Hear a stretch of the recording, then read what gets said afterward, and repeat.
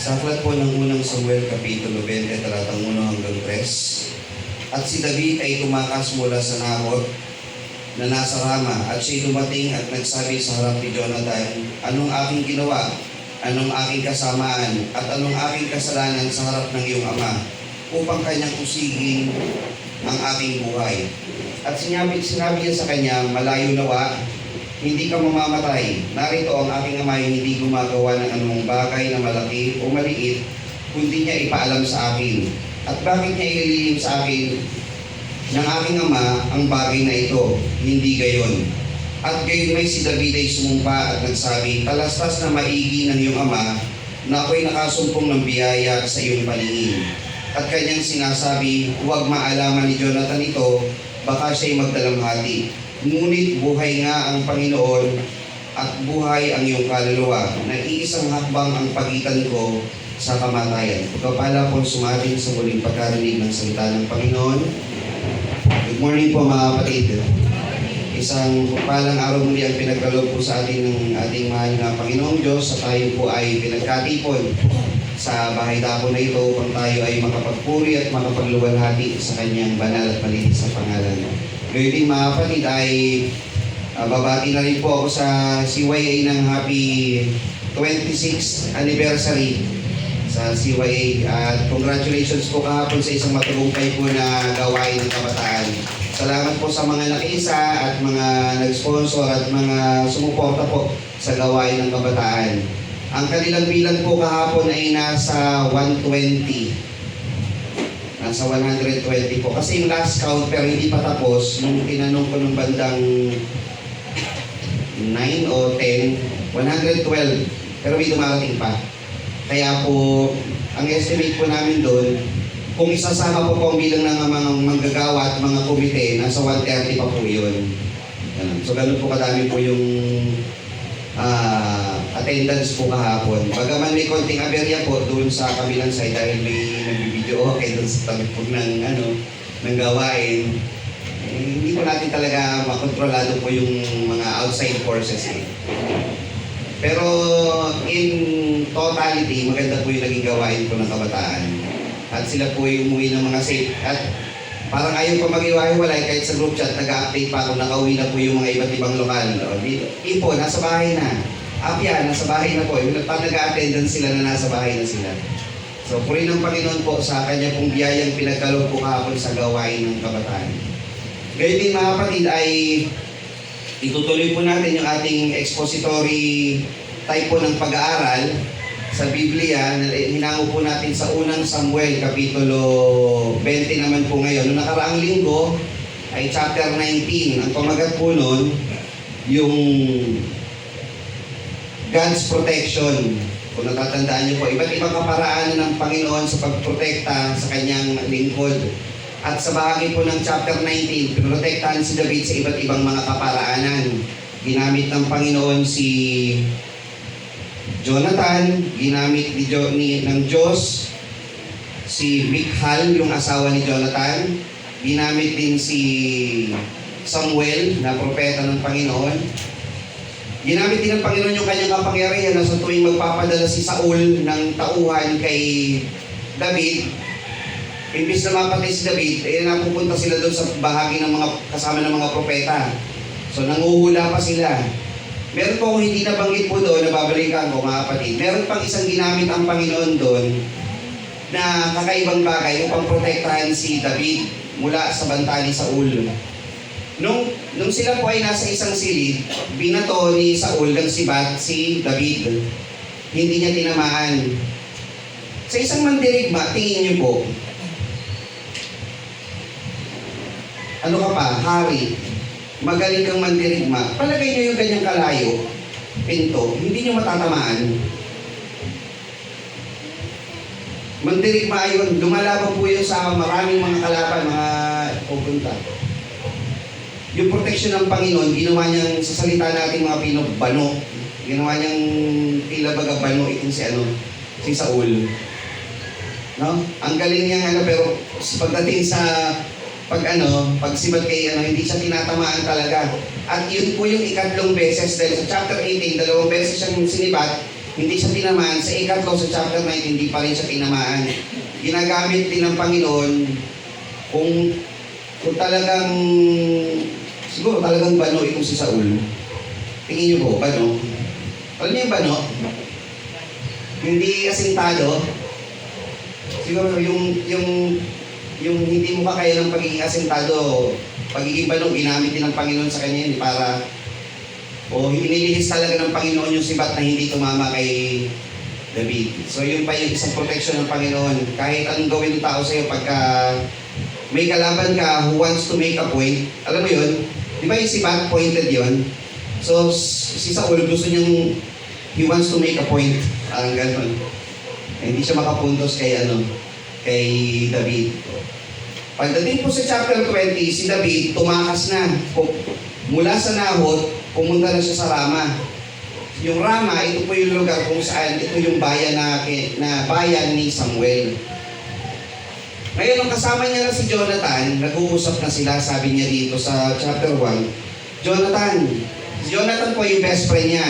At si Jonathan na ito, anak ni Saul. Sabi po niya, anong kasalanan ko, anong kasama ang ginawa ko, bakit gusto akong uswigin ng iyong ama? Sagot ni Jonathan, walang balak ang tatay ko sa iyo. Kasi kung may balak siya, sinabi niya sana sa akin sa verse 2. Ayan. Ngayon sa chapter 3, sa verse 3, sabi ni David, at sumumpa si David. Ayan. Ang kabuuan po ng chapter na ito ay nakapokus sa pamagat na ang tipan ng walang katulad na pagkakaibigan. The covenant of unparalleled friendship. So, ang pamagat po natin, Lessons of Faith on the Covenant of Unparalleled Friendship in chapter 20 ng unang Samuel. The Covenant of Unparalleled Friendship. So, pag binasa niyo ito, talagang nag-uusap po sila rito. Ito yung moment nitong dalawa na magkaibigan. Alam niyo mga kapatid, napakasarap isipin sa isang buhay ng tao pag siya nakatagpo ng isang tunay na kaibigan. Ano po? At si David, naging anak niya si Solomon. Marahil sa pagiging anak ni David kay Solomon, na ituro niya rin yun kay Solomon, yung pagkakaibigan nila ni Jonathan. Siguro isa yun sa mga kaparaanan ni Solomon. Kaya naisulat ni Solomon yung 18:24 ng Kawikaan, pakilagay po. Napakagandang verse po nito mga kapatid. 18:24 ng Kawikaan. Ang nagpaparami ng kaibigan ay sa kanyang sariling kapahamakan. Ngunit may kaibigan na mahigit sa isang kapatid. Si Solomon sumulat, marami kang kaibigan pero may isa dyan na talagang hihigit pa sa iyong kapatid. Naniniwala po kayo doon? Nakasulat yun eh. 18:24. Ang nagpaparami ng mga kaibigan ay sa kanyang sariling kapahamakan. Naniniwala kayo marami kang kaibigan. Karamihan dyan magpapahamak sa'yo pag hindi mo iningatan yung pananampalataya mo o hindi mo iningatan yung sarili mo, i-influence yan eh. Minsan yung pressure ng kaibigan mo na, hindi ka, others ka naman sa amin. Ganun yun. Ipapahamak ka niyan pagka hindi ka marunong mag-control sa iyong sarili. Pero sabi doon, mayroong isang kaibigan na mahigit sa isang kapatid. At pinatutunayan sa chapter 20 ng unang Samuel, na si David ay nakasumpong niyaon ng isang kaibigan kagaya ni Jonathan. Ang sitwasyon na to mga kapatid, si Jonathan anak ni Saul. Si Saul hari. Ibig sabihin, kung hari si Saul, si Jonathan, ano siya? Prinsipe. Kung prinsipe siya, pag namatay hari, sinong susunod na hari? Si Jonathan. Si Jonathan, kinikilala niya sa kanyang puso na si David ang susunod na magiging hari. Ano ibig sabihin nun? Hindi tinitingnan ni Jonathan yung kanyang magiging posibilidad na siya yung magiging tagapagmana ni Saul. Kaya niyang iwanan yun, kaya niyang iano yun. Kasi ang mahalaga sa atin, friendship. Ganun siya kay David. Mahalaga sa atin, friendship. Hindi na nga maganda ginagawa ng tatay ko sa kanya pa ako sasangayon. Ikaw, pinahirang ka ng Diyos na maging hari. So, yun ang pagtingin niya kay David. At patutunayan natin sa chapter 20, gaano kalalim yung kanilang pagmamahalan bilang magkaibigan. Kayo may kaibigan na ganun, mga kapatid. Yung talagang sanggang dikit, sasalo ng bala para sa inyo. Meron kayong ganon. Si Jonathan kasi, sasalo ng siba para kay David. Iiwanan niya yung kanyang pagiging anak niya kay Saul para kay David. May kaibigan kayong ganon. Ang hirap nun, makaharap ng ganon. At pinapakita dito meron. At alam niyo ba mga kapatid, sa dulo ng pag-aaral nito, meron po tayong natagpo ang kaibigan na sasalo ng lahat ng mga bagay para sa atin. Isa lang po yun. Nagpaparami ng kaibigan rin sa kanyang sariling kapahamakan.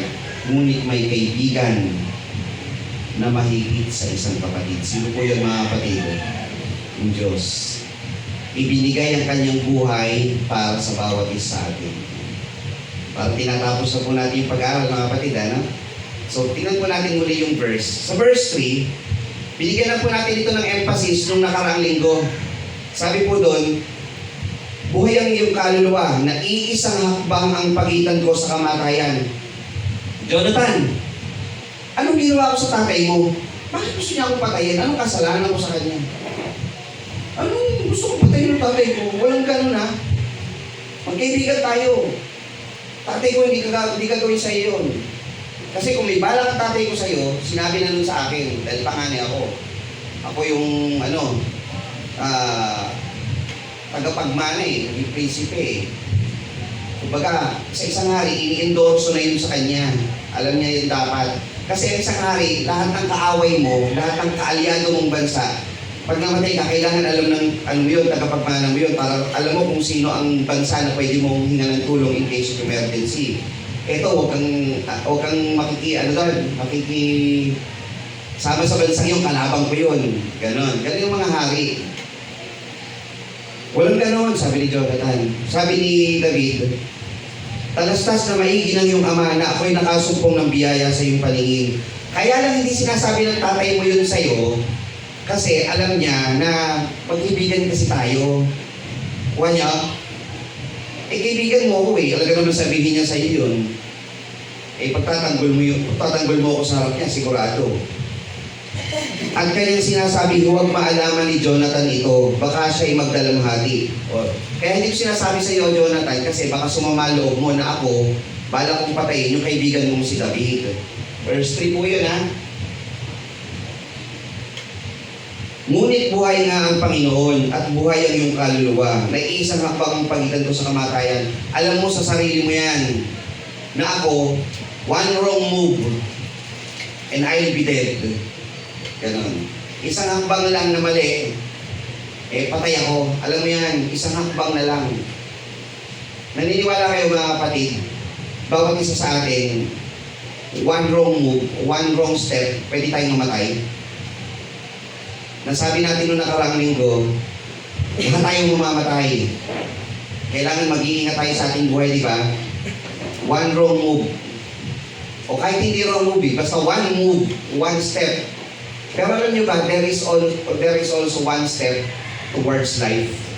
Isang desisyon mo lang sa buhay mo, pwede ka namang magkaroon ng walang hanggang buhay.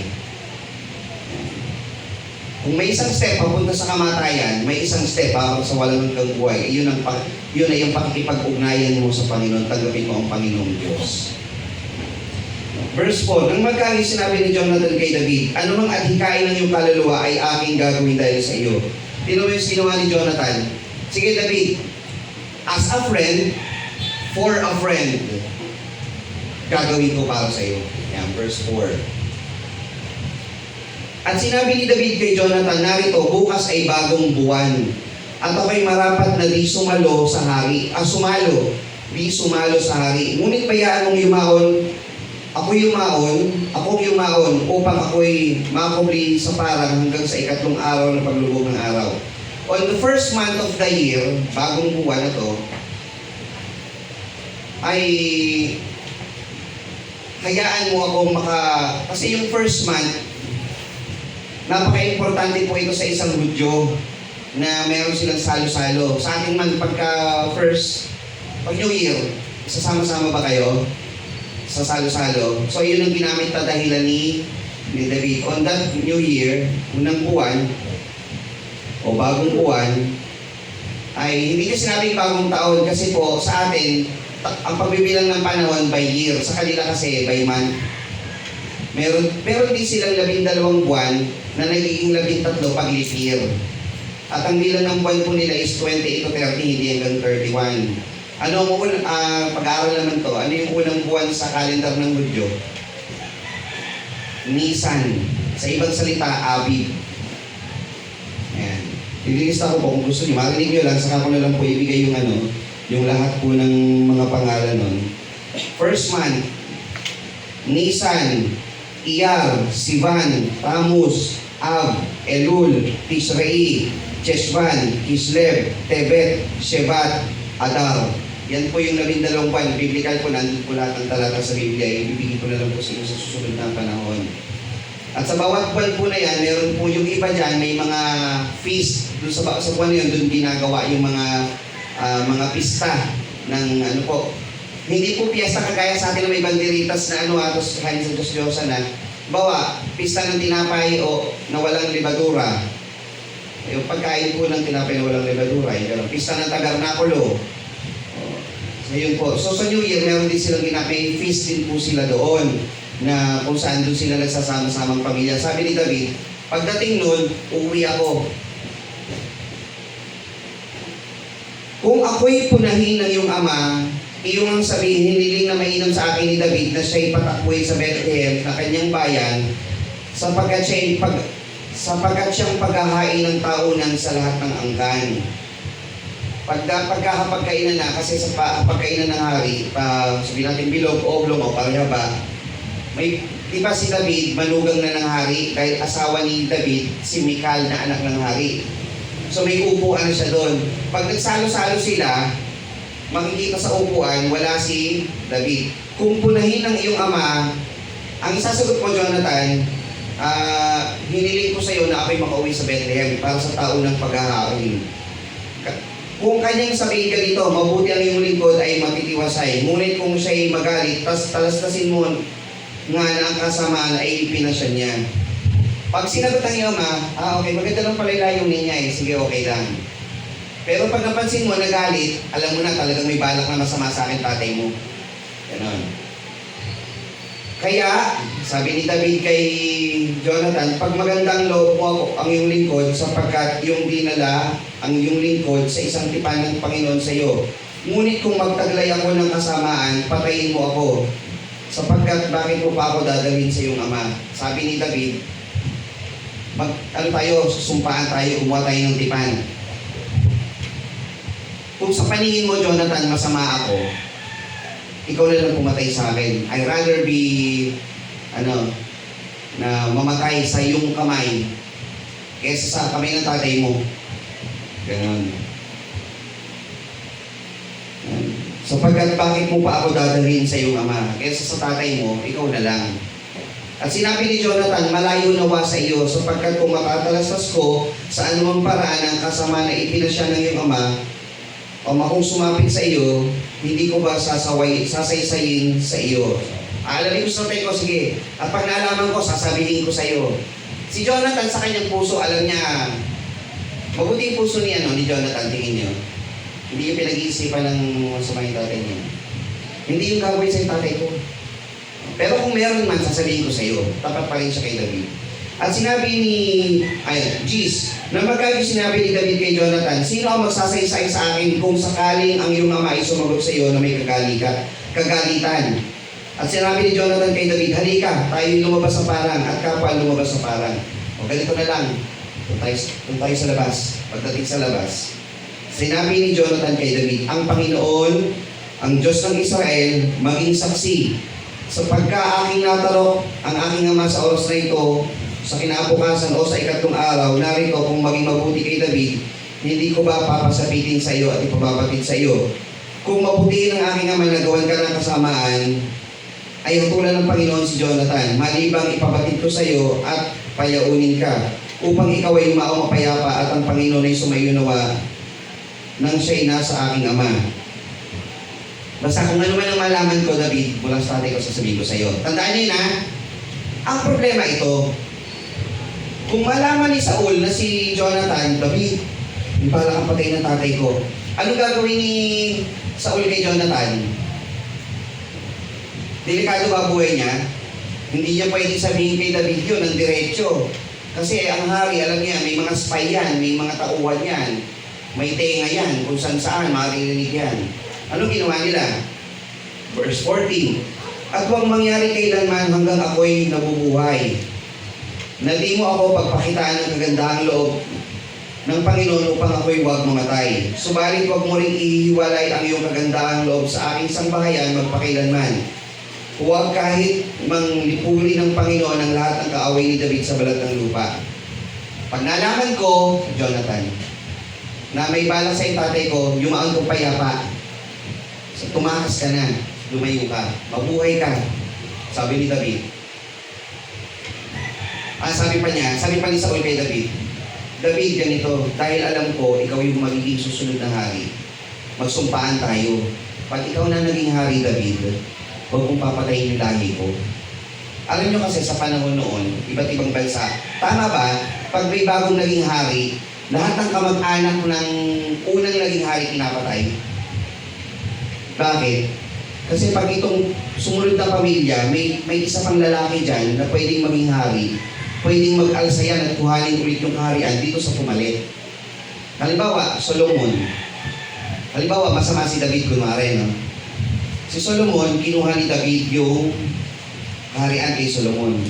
Si David, papatay niya dapat lahat ng mga kamag-anak ni Solomon. Ni Saul pala. Si Saul hari, pag naging hari si David, papatay ni David lahat ng kamag-anak ni Saul para kasi kung meron pang lalaki rito, baka paglaki nito, mag-alsa. Kami dapat ang hari, di ba? Kailangan patayin ang kamag-anak ni David. Ganun ang panahon noon. Kaya kita nyo si Paraon, nung nalamang merong ipapanganak, pinapatay lahat ng lalaki sa Egypto. Tapos pinataka si Moises. Ayaw ng mga hari na may mga papalit sa kanila. Kaya sabi ni Jonathan, pag ikaw David ang naging hari, dahil ako anak ni Saul, huwag mo akong papapatayan. Kahit lahat ng kamag-anak ko, wag. Sumpaan natin magkaibigan yan, ha? Huwag natin gagayahin yung ibang mga bansa na pinapatay ang kamag-anak ng mga susunod na hari. Ano sabi ni David? Sa gayoy nakipagtipan si Jonathan sa sangbahayan ni David na sinasabi, at ihingi ng Panginoon sa kamay ng mga kaaway ni David. So, okay na sumpaan nila. Tayo, magkaibigan tayo. Hindi natin susundin ang ginagawa ng ibang bansa. Pag naging hari ka, David, huwag mong ipapapatay ang lahi ko. Tipan natin sa Panginoon to. Ang ganda nitong pagkakaibigan na to. Sabi doon, sa verse 14, at huwag mangyari kailanman hanggang ako'y nabubuhay na di mo papapakitaan ng kagandahang loob upang ako'y huwag mamatay. 15, subalit huwag mo rin ihiwalay ang iyong kagandahang loob sa aking sangbahayan magpakailanman. Bukod sa huwag mong papatayin yung sangbahayan ko, pagpakitaan mo pa siya ng kagandahang loob. Tandaan niyo po ito mga kapatid kasi itong verse na ito ay pahiwatig sa isang napakagandang sermon, isang napakagandang aralin na ipinapahiwatig sa 2 Samuel chapter 9. Pagdating natin sa ikalawang Samuel, tatalakay natin yon at ako hihingi ng paumanhin, natalakay ko po ito sa Ipo, yung chapter 9. Kasi naka-advance na, ready na po yung paksa natin hanggang ikalawang Samuel po yung mga bawat verse ng ikalawang Samuel, nakahanda na rin po yun. So yung chapter 9, inuna ko po doon yun kasi pang-evangelism po yun. At pinasumpa ni Jonathan si David, verse 17, dahil sa pag-ibig niya sa kanya, sapagkat kanyang minamahal siya na gaya ng pagmamahal niya sa kanyang sariling kaluluwa. Nang magkagayon sinabi ni Jonathan sa kanya, bukas ay bagong buwan, ikaw ay pupunahin, sapagkat ang iyong upuan ay walang nakaupo. Yan. At pagtatagal mo ng 3 araw ay bababa kang madali at paroon akong sa damong pinagtaguan ng araw na pinag-usapan nito, at ikaw ay maghihintay sa tabi ng bato ng Ezel. After 3 days, hahanapin ka ng tatay ko. Magpupunan niya, walang nakaupo doon. After 3 days, magkita tayo doon sa bato ng Ezel. Ang mga Hebreo kasi walang street. Tandaan niyo po, wala silang nung panahon na to. Nung panahon sa Bagong Tipan, meron ng mga daan ng Damasco, may mga ganon. Dito sila, ang mga tagpuan, doon sa bato ng Ezel. Yan. Doon tayo magkita ha. Eto, tingnan niyo po ito mga kapatid. Ang ganda ng ginawa nila. Narito, aking susuguin ng bata, ikaw ay umahon at hanapin mo ang palaso. Verse 21 hanggang 23, ganito. Verse 21 hanggang 23. David, pagka yung palaso, yung arrow, pagka pumunta sa malayo, ang sinigaw ko, malayo ang pana, tumakas ka na. Ibig sabihin nun, gusto kong patayin ng tatay ko. Pagka ginano ko yung pana, at yung pana napunta sa tabi, sa side, ligtas ka, pwede ka nang lumabas. Pwede ka kitang ibalik sa palasyo. Pagdating ng verse 24, eto na, nagkita sila ngayon. Ay, hindi pa sila kita. Nagkita si Saul muna at saka si Jonathan. Sabi ni Saul, bakit yung upuan, wala yung anak ni Isai? Verse ano na po tayo? 27, pakilagay po. Tingnan nyo kung gano'ng kagalit si Saul kay David. May papansin kayo itong word. Kayo ba, pag galit na kayo sa asawa nyo, hindi na sweetheart o labang tawag nyo, buo ka na ng pangalan. Tama ba? Pati apelido minsan, di ba? Binubuo nyo na yung pangalan. Pero sa lumang tipan, baliktad. Pag galit ka, hindi mo mabanggit yung pangalan. Tingnan nyo. At hindi nangyari ng kinabukasan pagkaraan ng bagong buwan ay ikalawang araw sa upuan ni David, walang nakaupo. Sinabi ni Saul kay Jonathan sa kanyang anak, bakit hindi na paririto ang anak ni Isai upang kainin? So sobrang galit niya kay David, hindi niya mabanggit yung pangalan. Bakit wala rin yung anak ni Isai? O, di ba? Ganun kagalit, hindi mo mabanggit yung salitang wala rin si David. Di ba mas mabilis yung one word lang, David. Wala rin yung anak ni Isai. Sumagot si Jonathan. Ano sasagot ni Jonathan? Umuwi po siya sa Bethlehem sa unang araw kasi maghahandog po sila. Natatandaan nyo? Ayun sinabi. At sinabi pa ni David, payaunin mo ko para makita yung pamilya ko, maghahandog kami. Verse 30. Alam niyo po ba yung sa panahon ngayon, lalo taga-balik na mahilig magmure. Yung PI, dito po galing yun. Sa verse 30, tingnan niyo po. Verse 30. Hindi ko po yung tinuturuan sa biblical, pwede nyo gawin ha. Biblical din yung pumatay ng tao, pero hindi nyo po dapat gawin yun. Pero itong si Saul, ganun ang ginawa. Tingnan nyo. Nang magkagayoy, nag-alam ang galit ni Saul laban kay Jonathan at sinabi niya sa kanya, ikaw ay anak ng masama at mapanghimagsik na babae. English. Thou son of a perverse, rebellious woman. O, sa American tawag dyan, son of a bee. O, doon galing po yung son of a bee. Ganun yung, sa Amerika, ganun sila eh. So si Saul, ang unang-una, sabi niya, ikaw na anak ng masama at mapanghimagsik na babae, thou son of a perverse, rebellious woman. O, ano ba tawag doon? Ano ba yung nanay mo? O sa Tagalog, alam niyo na yun. Hindi ko na natin sabihin. Pero, ginano niya yung anak niya. Bad. Yung gagawin ko yun ha. Sapagkat habang nabubuhay ang anak ni Isai, verse 31, sa ibabaw ng lupa, ikaw ay hindi mapapanatag ni ang iyong kaharian man. Habang buhay si David, hindi ka magiging hari. Tandaan mo yan, Jonathan. O, tingnan nyo, napakasama ni Saul kay David. At naghahandog si Saul ng kanyang inihahandulong ni Saul ang kanyang sibat sa kanya upang patayin siya. So sinibat ni Saul si Jonathan. At doon nakilala ni Jonathan ang pasya ng kanyang ama na patayin si David. So nalaman niya. So anong ginawa ni Jonathan? Ikatlong araw, nagkita sila ni David. David, pupuntahan na kita. Ganon, takbo siya. Pagpunta nila doon sa bato ng Ezel, yung bata, sabi niya sa bata, mag-aano ako ng palso, habulin mo ha. pinano niya, malayo. Ano ibig sabihin pag malayo yung palaso? David, tumakbo ka na. Papatay ka ng daddy ko. Ganon. Tingin nga nangyari. Si David, sa sama ng loob niya, verse 41. Sa sama ng loob niya, nalaman niyang gano'n ang nangyari. Kasi ang usapan nila, tumakbo ka na, hindi na tayo magkikita, nasumpaan na tayo eh. Ilitas mo na yung buhay mo. Okay nang yun na ang last na pagkikita natin bilang magkaibigan nung nasumpaan tayo. Si David sa sobrang sama ng loob niya, lumapit pa siya ulit. Sabi niya, at pagkayaon sa bataan, si David ay tumindig sa dahong tungo ng timugan at sumubsob sa lupa at yumukod na makaitlo. At sila'y naghalikan at umiyak kapwa hanggang si David ay humigit. Again, yung talatang ito ay ginagamit ng mga LGBT group, gay community, na sila daw naghalikan. Ibig sabihin daw sila ay hindi po.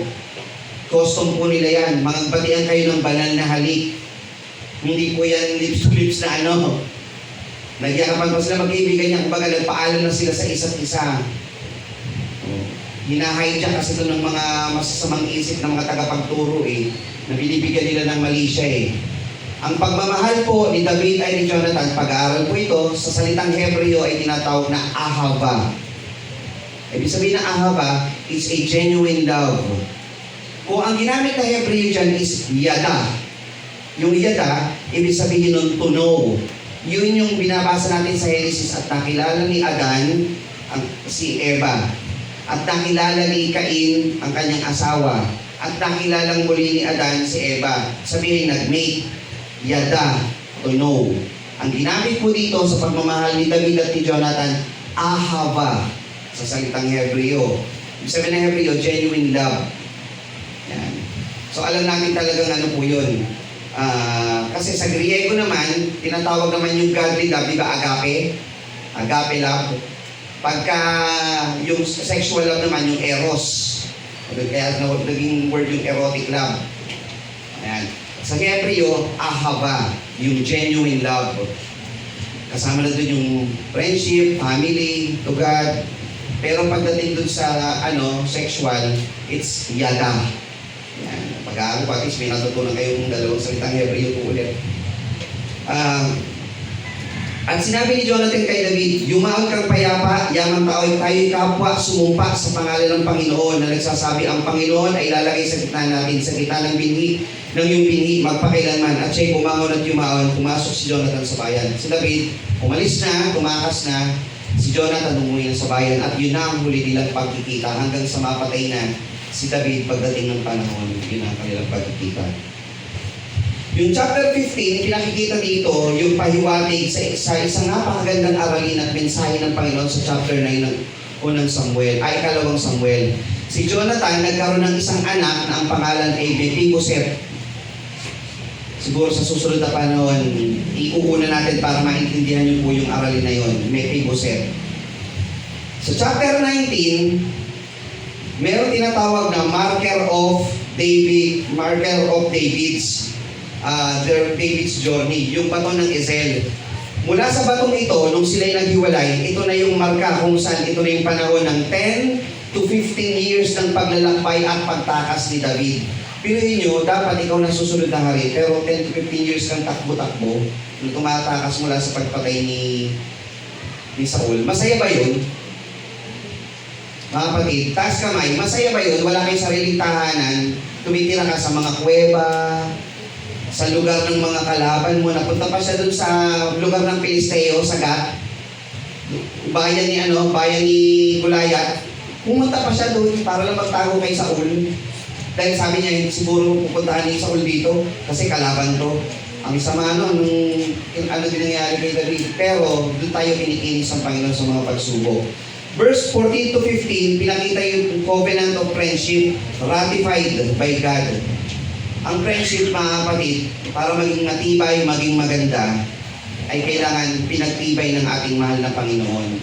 Naniniwala kayo, mas magandang kaibigan yung kasama sa pananampalataya kaysa yung sa labas. Mas malaki ang porsyento na hindi kanyang dadalhin sa masama at ikaw, isasama ka pa niyan sa gawain sa Panginoon. Kaya pag ang kaibigan mo labas sa pananampalataya, tamang pakikisama lang tayo sa kanila. Tamang pakikisalamuha lang na may respeto, may paggalang.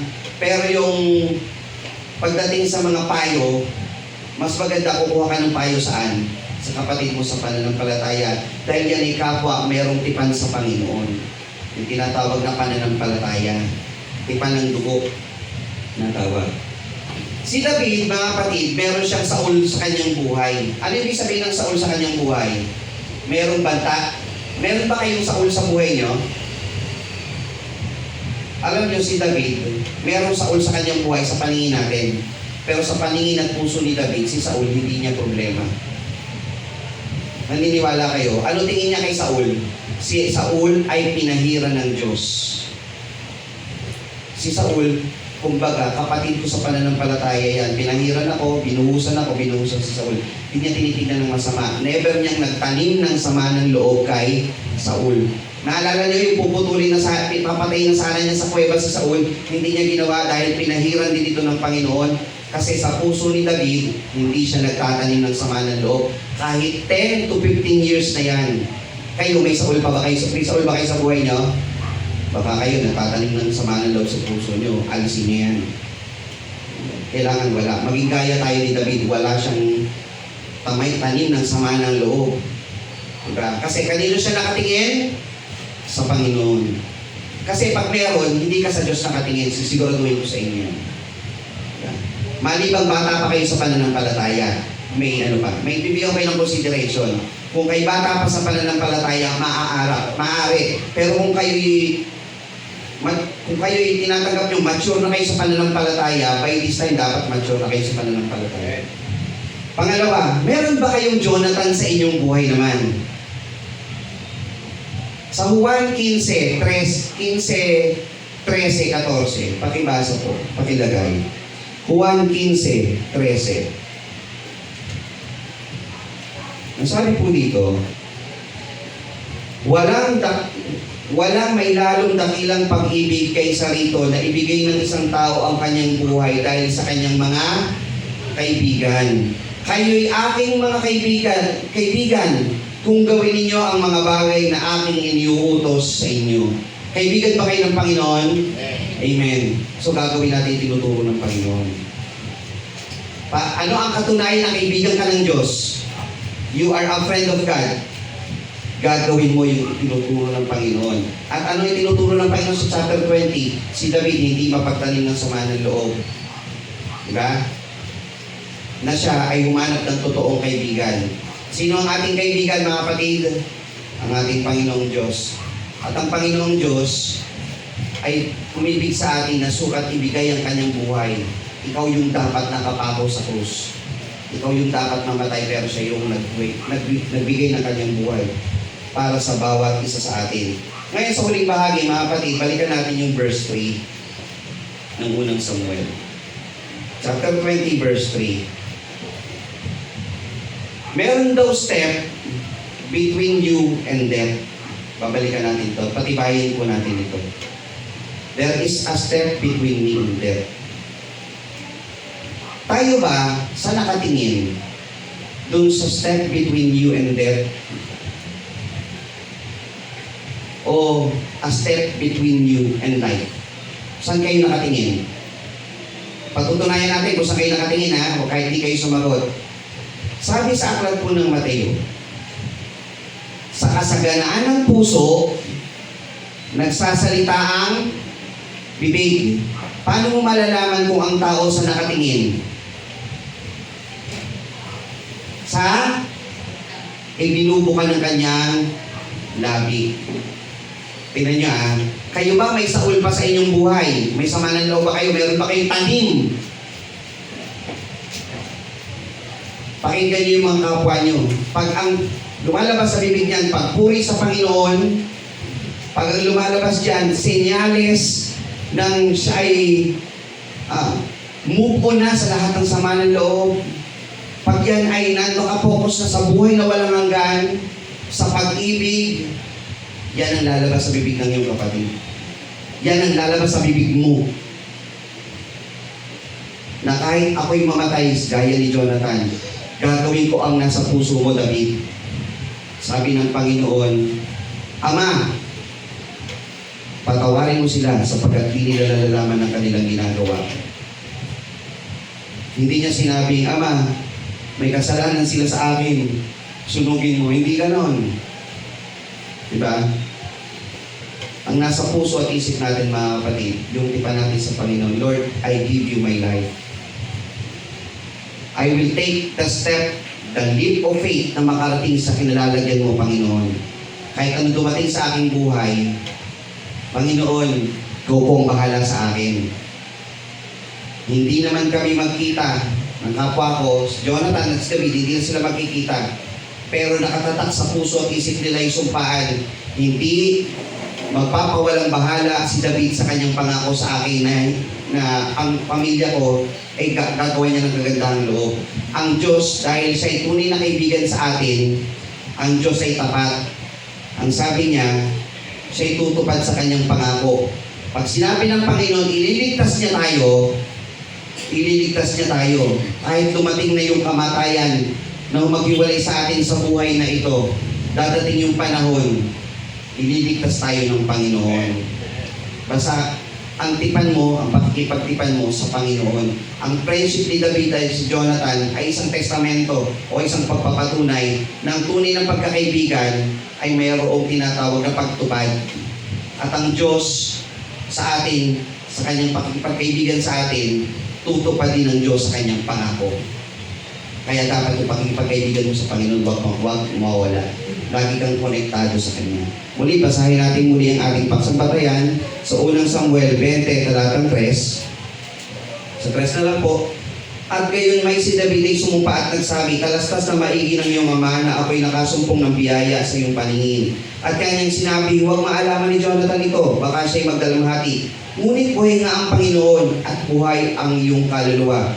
Nag-iisang hakbang ang pagitan ko sa kamatayan. Pagpapala po sumating sa muling pagkarinig ng salita ng Panginoon, tayo po sama-samang manikluhod at manalangin.